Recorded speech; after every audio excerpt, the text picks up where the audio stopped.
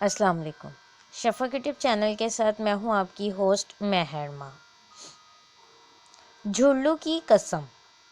نامور سیاستدان کے ہاں آخری عمر میں لڑکا پیدا ہوا تو اس نے تویز گنڈا کرنے یا جنتر منتر پڑھنے والے کو خوش ہو کر کہا، اوپر والے نے مجھے دنیا کی سب سے بڑی خوشی تمہارے توسط سے دکھائی ہے، مانگو کیا مانگتے ہو؟ مجھ، گاں، پرمٹ، لائسنس، گاڑی، گھر، جائیداد، نقدی، ویزا، جو چاہو مانگو۔ سیاسی سادھو فقیر نے کہا، مجھے جھلو دے دو۔ سیاستدان نے وضاحت طلب نظروں سے پوچھا، کیا دے دوں؟ وہی جھلو جو آپ ہر جگہ پھیرتے ہیں، خصوصی طور پر الیکشن جیتنے کے لیے۔ سیاستدان ساری جائیداد تو دے سکتا ہے، جھلو نہیں، کیونکہ جھلو سے جائیداد بنائی جا سکتی ہے۔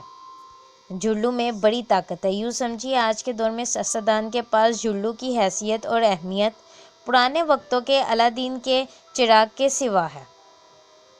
یوں تو جھلو ہر طبقے کے پاس موجود ہے، فوج کے پاس بغل میں دبائی جانے والی چھڑی، ججوں کے پاس آرڈر والی ہتھوڑی، وکیلوں کے پاس کالے کوٹ، ماسٹروں پروفیسروں کے پاس ٹیوشنوں، اکیڈمیوں اور سالانہ نتائج، اور سرکاری ملازمین کے پاس اختیارات کی صورت میں۔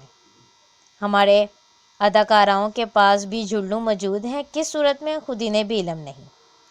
سب سے بڑا فوجی جھلو کو جب استعمال کرنے کی ضرورت محسوس کرتا ہے تو کور کمانڈر کے ذریعے جھلو کی شکتی 111 بریگیڈ کے کمانڈ کے جھلو میں منتقل کر دیتا ہے۔ اس کے آگے مرضی یہ شکتی کیپٹن کے حوالے کر دیتا ہے یا صوبے دار کے۔ یہ شکتی وزیر اعظم کے جھلو پر بھی بھاری پڑ جاتی ہے۔ سامنے بریگیڈ جاوید اقبال یا جنرل خواجہ ضیاء الدین بھی ہوں تو ان کے جھلو کی شکتی ایک کیپٹن یا صوبے دار کے جھلو کی شکتی میں سلب ہو جاتی ہے۔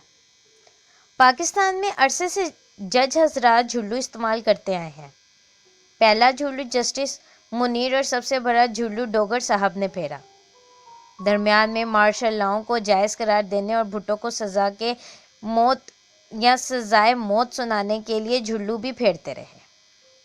پاکستان میں دیانتدار وکلاء کی اکثریت ہے، تاہم چند ایک بدنام زمانہ وکلاء کے کملات اور جملات کے باعث پورے طبقے کا چہرہ گہنا رہا ہے۔ اکبر الہ آبادی خود وکیل تھے، انہیں شاید آج کے ان وکلاء کے کردار کا ادراک ہو گیا تھا جو پوری برادری کے لیے کلنک کا ٹیکا بن چکے ہیں۔ ان کے لیے ہی شاید اکبر الہ آبادی نے کہا تھا، پیدا ہوئے وکیل تو شیطان نے کہا، لو آج ہم بھی صاحب اولاد ہو گئے۔ خواتین کو زیورات جان کی طرح عزیز ہوتے ہیں، سیاستدانوں کو جھلو جان سے بھی زیادہ پیارا ہوتا ہے۔ بنیا اپنی دولت تجوری میں رکھ کر دن میں 100 بار اس پر ہاتھ پھیرتا ہے۔ 21ویں صدی کا سیاستدان اس الماری پر 125 بار ہاتھ پھیرتا ہے جس میں غلاف میں لپٹا جھلو رکھا ہوتا ہے۔ عموماً سیاستدان جھلو آنکھوں کو ٹھنڈک پہنچانے کے لیے انتخابات کے موقع پر یا کسی آڑے وقت میں نکالتے ہیں۔ اس سے کام لیا اور رکھ دیا۔ سیاستدانوں کے جھلو کا کمال اس کی مرضی گریز قوت ہے۔ یہ سامنے پڑا ہو تو انسان کا سوری یہ سامنے پڑا ہو تو سیاستدان کا سوری یہ سامنے پڑا ہو تو انسان کا سوری سیاستدان کا ماضی سے رابطہ بالکل ختم ہو جاتا ہے۔ اسے یاد نہیں رہتا کہ کل اس نے کہا تھا، نواز شریف نے 2.5 سال میں کم از کم 20 بار تو کہا ہوگا کہ حکومت پہ اعتبار نہیں، اور اتنی ہی بار جھلو کی برکت سے ایوان صدر اور وزیر اعظم ہاؤس سے آنے والے فونوں پر ڈھیر اور ملاقاتوں پر زیر ہو گئے۔ شاید اسلام آباد والوں کے جھلو زیادہ پاورفل ہیں۔ 12 نومبر کو پارلیمنٹ میں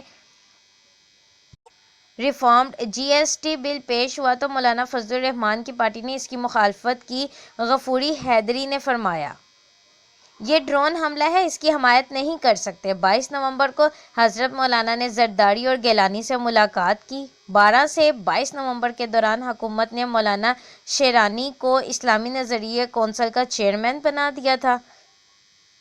ملاقات میں ہو سکتا ہے وزیر اعظم نے مولانا کی جیب سے ان کا جھلو نکال کر سامنے رکھا ہو تو مولانا نے جی ایس ٹی پر آمین کہہ دیا۔ काफ लीग ने भी मुखालफत की थी। इनके हामिद यार हिराज को भी हुकूमत ने महाराज बना दिया। चौधरी शुजात की तरदीद से आंखों पर झुल्लू की बरकत से काफ लीग जीएसटी बिल की मुखालफत यूं करेगी कि वोटिंग के दौरान वॉकआउट कर जाएगी। बिल सादा अक्सरियत से पास होना है। नवाज शरीफ ने चंद रोज़ कबल एक बार फिर झुल्लू पर हाथ रखकर अहद किया है कि वो हुकूमत को गिराने की किसी कोशिश में शामिल नहीं होंगे। दूसरों को राम करने और अपना हमनवा बनाने के लिए जरदारी साहब को शायद चमकता धमकता झुल्लू हमा वक्त अपने सामने रखना पड़ता है। जरदारी के झुल्लू बरदरों में बाबर ईवान, फैसल रज़ा, आबदी, सलमान तासीर, फौजिया वहाब अहम तरीन हैं। नून लीग में एहसन इकबाल, राना सनाउल्लाह और परवेज़ रशीद किसी और को झुल्लू बरादरी में आगे नहीं आने देते। ज़फ़रुल्लाह जमाली कल तक मुशर्रफ के झुल्लू बरादर थे, आज पगारा के हैं। नाहिद खान मोहतरमा की झुल्लू बरादर थीं, आज सफदर अब्बासी इनके और नाहिद खान सफदर अब्बासी के झुल्लू बरादर हैं। मुशर्रफ पहले वर्दी फिर सदारत, बिलाखिर मुल्क से गए। इधर उधर उनका झुल्लू गुम और साथ ही गायब हो गए।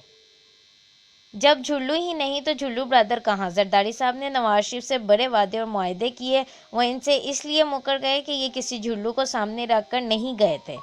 हमारे अकाबरीन हुकूमत, सियासत और जमहूरियत का झुल्लू पर पुख्ता यकीन है।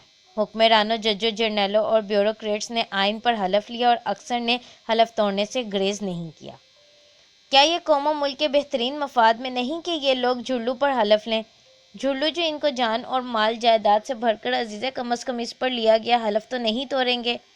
कोर्ट कचहरियों, पंचायतों और रोज़मर्रा ज़िंदगी में अक्सर लोग झूठ बोलते और झूठ पर कस्में उठाते और उठवाते हैं।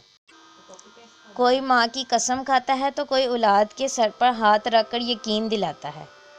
क्यों ना सब झुल्लू की कसम खाएं, इस पर हाथ रखकर वादे मुआहदे करें और यकीन दिलाएं। झुल्लू की कसम, इससे बेहतरों का झुल्लू की कसम, इससे बहुत से लोगों का भला होगा। इस तरह की मज़ीद वीडियो सुनने के लिए शफ़क़ यूट्यूब चैनल को लाइक और सब्सक्राइब करना मत भूलें। शुक्रिया।